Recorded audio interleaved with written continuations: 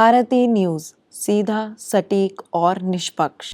Good evening and welcome to Bharti News. I am Divishika and let's have a look at the biggest news stories of the day. Here is the national news first. The number of active COVID cases across the country rose to 4,026 on Tuesday, with 65 new cases reported in the past 24 hours, according to the Ministry of Health and Family Welfare. Gujarat recorded the highest single-day spike with 59 new coronavirus infections, taking the state's total to 397. Kerala continued to top the list of states with the highest number of active COVID cases. The Madras High Court upheld restrictions imposed by the Tamil Nadu Online Gaming Authority, including mandatory Aadhaar verification and a ban on online gaming between midnight and 6 a.m. The verdict comes as a major setback to several online gaming companies that had changed the rules. A bench comprising Justice S.M. Subramaniam and J. Rajashekhar ruled that the state has the power to regulate online games like rummy and poker, especially when played for real money, citing concern over public health and suicide linked to excessive gaming. Coming to international news, the second round of Russia-Ukraine peace talks has commenced in Istanbul, Turkey, following Ukraine's drone strikes on Russia. The Russian delegation is led by Putin said Medinsky, while Ukraine's Minister Omre heads their team. Turkish Foreign Minister confirmed President Erdogan's ongoing communication with both Putin and Zelensky.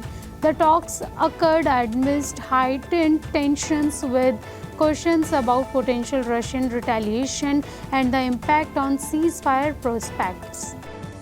The age-old saying "Aapda mein avsar," meaning turning disaster into opportunity, found a real-life expression in Karachi's Malir jail, where over 200 inmates used a व्यक्तिगत kiosk as a ticket to freedom. As the ground shook in eastern Karachi on Monday night, so did the security of the city's Malir jail. A large number of inmates cracked open a rare window of opportunity. The jail holds a significant number of inmates charged with drug-related offenses, with many of them dealing with psychological problems. Coming to business news, Microsoft has initiated another round of job cuts, laying off over 300 employees this week as a part of its ongoing efforts to streamline operations and adapt to rapid changes in the tech landscape, reported Bloomberg. The layoffs come just after the company executed its biggest workforce reduction in recent years, signaling a deeper shift across the industry as artificial intelligence takes center stage. U.S. Commerce Secretary Howard Lutnick has expressed strong optimism about imminent finalization of a trade deal between India and the United States, saying that an agreement could be reached in the not-too-distant future. Secretary Lutnick highlighted that both nations have found a common ground that really works for both countries, suggesting a breakthrough in long-standing negotiations. Coming to sports news, in an emotional revelation during a live interview, Kabaddi legend Pradeep Narwal confirmed his retirement from professional play after going unsold in the Pro Kabaddi League 2025 auction.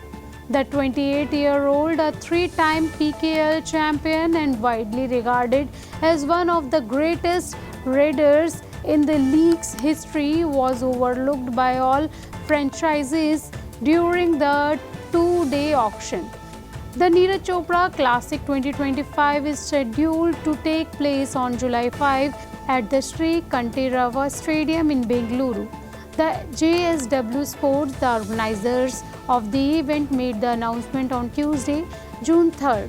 The event was earlier set to be held on May 24 but had to be postponed due to the cross-border tensions between India and Pakistan. So that concludes our news bulletin for today. Thank you for joining us. Stay tuned to Bharti News for continuous coverage and more updates. Wishing you a good evening and a great night ahead.